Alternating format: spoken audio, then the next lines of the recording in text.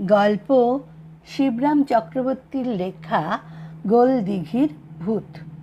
ভূতের কথা বলতে গেলে এক অদ্ভুত ঘটনার কথা আমার মনে পড়ে। বছর কয়েক আগের কথা। তখন সবে এক দৈনিক পত্রিকার অফিসে সাংবাদিকের কাজে ঢুকেছি। নামমাত্র কাজ, রবিবারের কাগজে একটুখানি লিখতে হয় ফি হপ্তায়। আমার একটা আলাদা স্তম্ভ ছিল, তাইতেই লিখতাম। লেখার কাজ এমন কিছু না, কিন্তু পড়ার কাজটাই ছিল ভারী। সপ্তাহে একবার ওই একটুখানি লেখার জন্য এত বেশি আমাকে পড়তে হতো।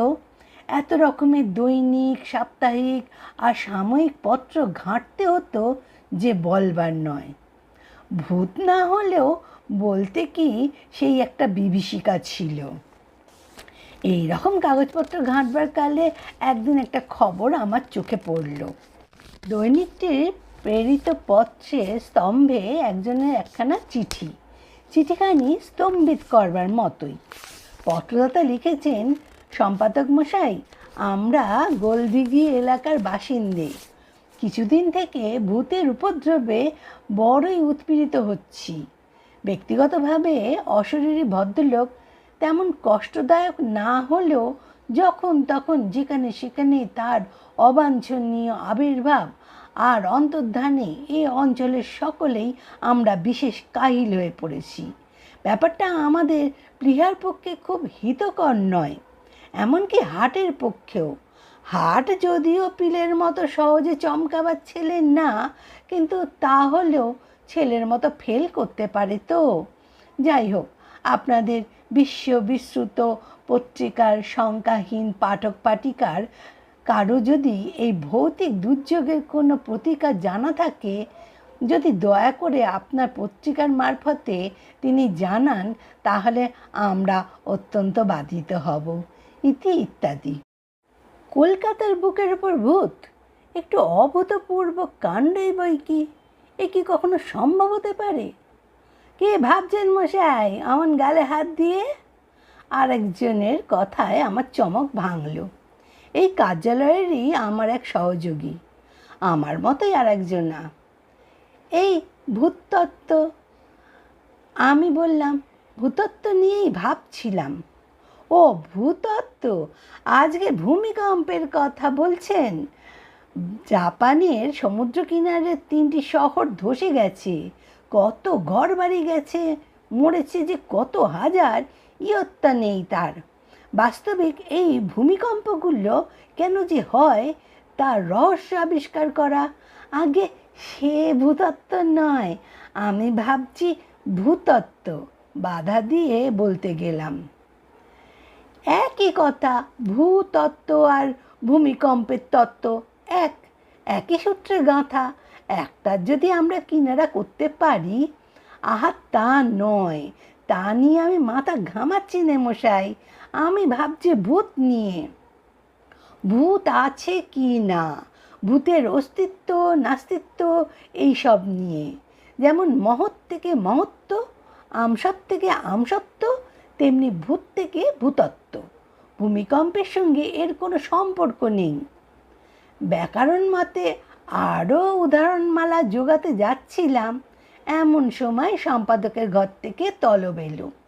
যেতেই সেই কাগজটার ভূতপূর্ব অংশটা তিনি পড়তে দিলেন। পড়ে দেখো। দেখেছি, সম্পাদক বললেন। আমাদের নিজস্ব সংবাদদাতা আসেননি আজ, কেন কে জানি। তুমি একবার যাও দেখি, গোলদিঘির এই ভূতুরে ব্যাপারটার সবিশেষ জেনে এসো তো। খবরটা কালকে কাগজে সবিস্তারে ছাপাতে পারলে বেশ চাঞ্চল্যকর হবে। কাগজ কাটবে খুব।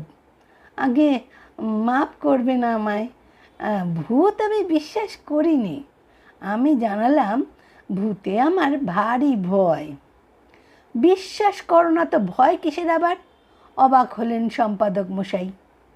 আগে সেই জন্যেই তো, ওদের মোটেই বিশ্বাস নেই। ভূত ভারী ভয়ঙ্কর জীব। আহা, তোমাকে কি ভূতের সঙ্গে মোলাকাত করতে বলেছি?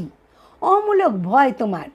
আরে তাদেরকে পাত্তা মেলে, যাদের বাড়ি উপদ্রব হচ্ছে সেখানে যাবে, পত্রদাতার সঙ্গে দেখা করবে, করে বিস্তারিত সব জেনে ফলাও করে লিখে আনবে।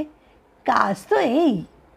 কিন্তু পত্রদাতার ঠিকানাটা তো কাগজে দেয়নি। আমি দেখালাম, চিঠিতে লেখা নেই। আসল চিঠিতে আলবাত ছিল, নইলে এ চিঠি ছাপতো না। কিন্তু সে ঠিকানা তো ওই কাগজের দপ্তর থেকে জানা চলে না। তাহলে যে ব্যাপারটা ওরা টের পেয়ে যাবে। আমরা যা করতে যাচ্ছি মালুম পেলে নিজেরাই করে বসবে আগে, সব মাটি হবে। তাহলে তাহলে আমার প্রতিধ্বনি, একটুখানি জায়গা তো গোলদিঘি, অঞ্চলটা ঘোরোগে। যাকে দেখবে একটু ভীত ভাবিত সন্ত্রস্ত পাকড়াবে অমনি। মুষড়ে পড়া কি মিয়মান কেউ যদি তোমার নজরে পড়ে, ছেড়ো না তাকে। যদি কাউকে দেখো খুব বিচলিত, বুঝবে সেই তোমার এই পত্রদাতা বা এই পত্রদাতার মতোই অপর কেউ, ভূতের উৎপাতে পীড়িত। বুঝেছ? আলাপ করে ভাব জমিয়ে আসল কথা আদায় করবে তার কাছ থেকে। এমন কি শক্ত কাজ! তিনি তো আমায় চাঙ্গা করতে চাইলেন, কিন্তু আমার প্রাণ ঠান্ডা হয়ে এলো। নিজস্ব সংবাদদাতার পরশময়ীপদীর ব্যাঘা ঠেলতে, বিশেষত যার পিছনে এত ঠেলা, মোটেই আমার ভালো লাগে না। তাছাড়া ভূতের ব্যাপারে উৎসাহ, এক কথায় ভূতসাহ, চিরকালই আমার কম। ভূতত্ত্বে আগ্রহ কোনোদিনই আমার নেই। ভূতের ত্রিসীমানায় আমি বিরল। আনাচে কানাচে ভূতের গন্ধ পেলেই আমি ভোঁ দৌড়। আমি কি পারবো? তবু আমি একটু গাঁইগুঁই করি। পারবে হে পারবে, তুমি তুখোর ছেলে, তাই তো তোমাকে এই গুরুভার চাপাচ্ছি। আগে আমার দ্বারা কি এই দুঃসাধ্য কাজ হবে? হে হবে। অবশ্যই চালাক তুমি নও, কিন্তু তা না হলেও তোমার লাক আছে। তোমার ভাষাতেই বললাম কথাটা, তোমার ভাষা সহজে তুমি বুঝতে পারবে।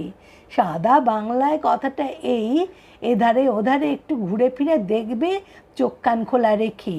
চাই কি দৈবক্রমে একটু চেষ্টা না করতেই হয়তো তোমার সঙ্গে লোকটার দেখা হয়ে যেতে পারে।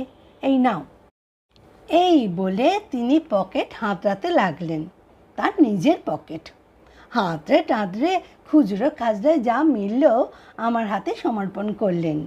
এই নাও, টাকা 2-2.5 হবে। কাজটা সারার পর কফি হাউসে গিয়ে, গোলদিঘির কাছেই তো কফি হাউস, কফি টফি যা হয় খেও প্রাণ ভরে। এতক্ষণে কাজটায় আমার গা লাগে, যে আজ্ঞে বলে বেরিয়ে পড়ি। বউবাজার থেকে একেবারে বইয়ের বাজারে, কলেজ স্কোয়ারেই সরাং। অলি গলি ধরে ট্যাং ট্যাং করে পৌঁছলাম গোলদিঘি। দিঘিটার 4 কোনায় 2 চক্কর মারা যাক একবার। দেখি কাউকে ভীত ভাবিত বিচলিত বিড়ম্বিত দেখা যায় কি না। বিকেল থেকেই মেঘলা লেগেছিল আজ, এখন আবার টিপ টিপ করে বৃষ্টি পড়তে লাগলো। সন্ধে উদরে গেছে কখন। গোলদিঘির গ্যাসবাতিগুলো টিম টিম করে জ্বলছে, আর আমি চক্কর মারছি তখনও গোলদিঘির চক্রান্তে। একটা একটা করে বাদামের খোলা ভাঙছি, গালে ফেলছি, আর ভালো করে তাকাচ্ছি। না, বাদামের দিকে নয়, লোকগুলোর দিকে। কাউকে যদি আমার সম্মুখে ভূতগ্রস্ত দেখতে পাই। কিন্তু দেখব কি? ভালো করে দেখতে না দেখতেই গোলদিঘি ফাঁকা হয়ে গেল। জলটাও একটু জোরে এলো, আবার টিপটিপ থেকে টপ টপ শুরু করলো। এতক্ষণ যারা ঘুরপাক খাচ্ছিল এখানে, দেখতে দেখতে গেল কোথায়? জলের সঙ্গে হাওয়া হয়ে গেল নাকি? ভূত নয় তো এরা সব? আমার গা ছমছম করে। ভদ্রলোক বলেছিলেন কাজ সারা হলে কফি হাউসে যেতে। 2.5 টাকা পকেটে নিয়ে আগেই আমি সেখানে পা বাড়ালাম। যদি সেখানেই সম্পাদক কথিত সম্প্রতি কফি তো সেই ভদ্রলোকের পাত্তা মেলে আমার। কফি হাউসও ফাঁকা, বাতলার ধাক্কা এখানেও লেগেছে। এই বর্ষায় যে যার ঘরে বসে চা খেয়ে চাঙ্গা হচ্ছে, কফি হাউসে হানা দেবার গরজ বোধ করেনি। বসলাম গিয়ে কাপের এক কোণে। আর একজন মাত্র ছিল সেই টেবিলে, হাফ শার্ট গায়ে, আধবয়সী ভদ্রলোক। লোকটিকে আমার কেমন মুহ্যমান মনে হলো। মনে হলো ইনি যেন ভূত টুত দেখেছেন, অন্তত সেই রকম মুখের ভাবখানা। তার কাছেই বসলাম তাই। বয় আসতেই এক পেয়ালা গরম কফি আর এক প্লেট পটেটো চিপসের হুকুম দিয়েছি। হঠাৎ কি দৃষ্টি বাদলা করলো বলুন তো। ভদ্রলোকের সাথে ভাব জমাবার চেষ্টা করি। ভারে বিচ্ছিরি সত্যি, ভদ্রলোক সায় দিলেন। এরকম আবহাওয়ায় চানাচুর আর ভূতের গল্প বেশ জমে, কি বলেন? কায়দা করে লোকটাকে পথে আনবার প্রয়াস পাই। ভূতের গল্প? ভূতের আবার গল্প কি? ওর তেমন উৎসাহ দেখা যায় না। কফি আর চিপস এসে পড়লো আমার। চিপসের পাত্রটা এগিয়ে দিলাম ওর দিকে, যদি পটেটো দিয়ে পটানো যায় একটু। চিপস উনি ছুলেন না, বললেন বয়কে আইসক্রিম আনতে। আইসক্রিমও এসে গেল দেখতে দেখতে। আপনি তো এই গোলদিঘির এলাকারই লোক, তাই না? এই অঞ্চলে আছেন অনেকদিন, প্রবীণ ব্যক্তি, দেখেছেন শুনেছেন অনেক। ভূত অদ্ভুত অনেক কিছুই আপনার চোখে পড়েছে, নয় কি? ভূত?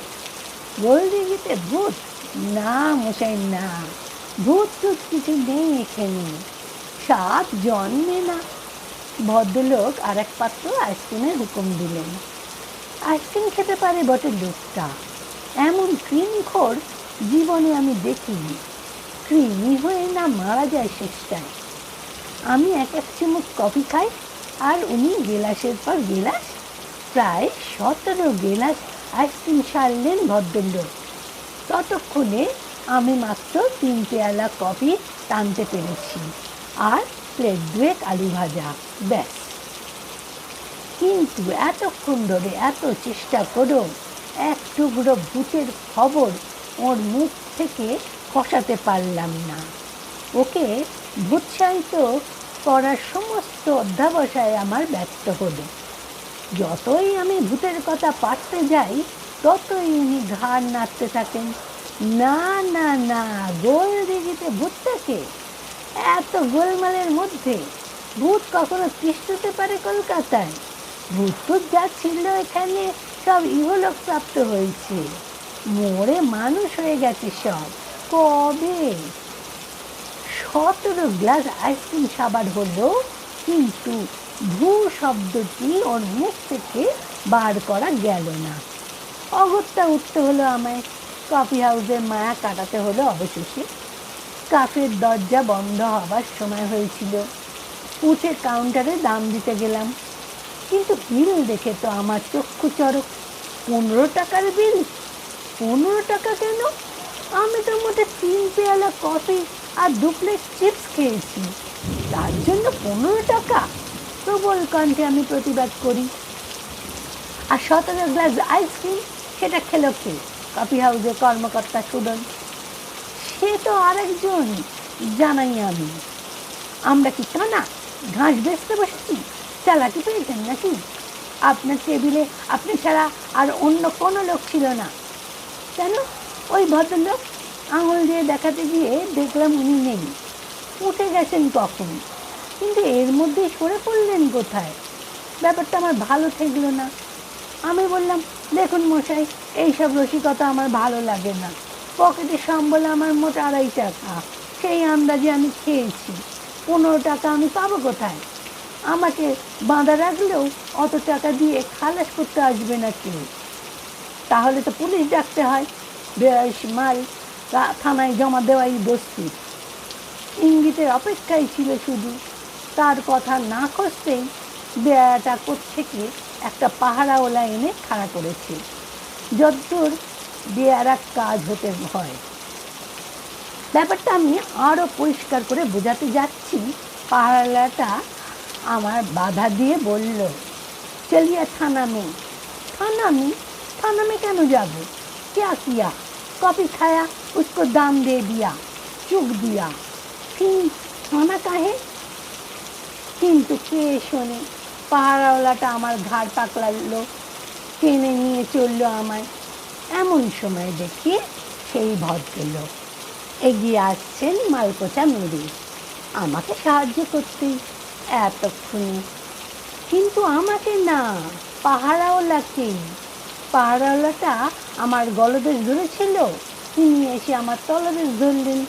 দুজনে মিলে চ্যাংদোরা করে সিঁড়ি দিয়ে নামাতে লাগলেন আমাকে। तुम लोग क्या करता बोलो तो, हमको पा छोड़ देও না। থানামে আমি কি নিজে হেঁটে যেতে জানি না? আপত্তির সুরে আমি বলি, রাষ্ট্র বাংলায় জগা খিচুড়ি বানিয়ে একাকার করি। तुम्हारा पैर कौन पकड़ा है? हम तो गद्दा ने दिया, दूसरे तो यहाँ कोई नहीं। পাহারাওয়ালার আওয়াজ কানে আসে, কিন্তু ততক্ষণে আমি মূর্ছিত হয়ে পড়েছি।